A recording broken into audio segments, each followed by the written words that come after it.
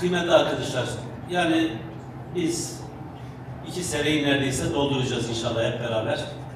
Hakikaten şunu özellikle söyleyeyim. Sizlerle beraber çalışmaktan çok mutluyum. Çok iyi bir kardeşlik hukuku içerisinde, bir dayanışma içerisindeyiz. Hepimiz biriz, hepimiz birlik beraberlik içerisinde Malatya'nın geleceği için mücadele ediyoruz. Ve ben bunu mecliste de görüyorum. Ben bu çalışmalarınızdan dolayı hepinize ayrı ayrı teşekkür ediyorum. Gerçekten Malatya'mız bu dönem tarihe geçecek. Çünkü Malatya yeniden inşa ediyor. Yani Malatya'yı sadece depremin yaralarını sarmıyoruz.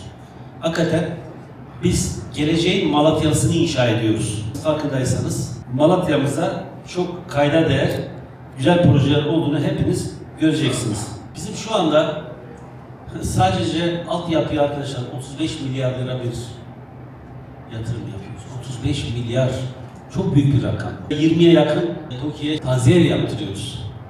Bunu ileride daha da arttıracağız Allah'ın izniyle. Çünkü Malatya'da şu anda insanların en çok eleştirdiği konulardan biri. Bunu da farkındayım. Nedeni de şu, rezerv havalarından dolayı bazı yollar kapalı. Kuzey Kuşak Yolu, Güney Kuşak Yolu açıldı biliyorsunuz. Yani aynı hızla gitseydi bir 6 sene daha sürecekti ama Allah'a şükür biz 6 ay gibi bir zaman zarfında buraya getirdik. Şimdi bunların ikinci etaplarına başladık. Hem kuzeyin hem güneyin arkadaşlar başladılar. Biliyorsunuz daha önce de bahsetmiştik. Üniversitenin arkasında ve stadın arkasında devam ederek İnönü Üniversitesi'nin arkasında buluşacaklar. Tabii Beylerderesi'nde oldukça trafik açısından muzdaribiz viyadükten dolayı.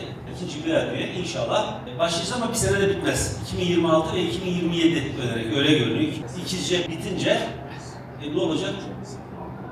200 bin nüfus. Şu anda viyadük yetmiyor. O ne yapacağız? Tabii onun da önlemini aldık. Şu anda İkizce'den İnekpınar'ından Adıyaman yoluna duble giriş geliş. 2 giriş 2 gelişli standartlara uygun gayet güzel bir yol. Ayrıca şu anda İkizce'deki kavşaktan, katlı kavşaktan organize sanayi arkaya da orada yol çalışmalarımıza başlıyoruz.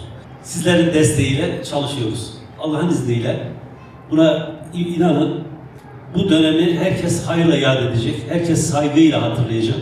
Sizin buradaki kıymetli imzalarınızı evlatlarınız, torunlarınız ve Malatya halkı her zaman size minnettar olacak.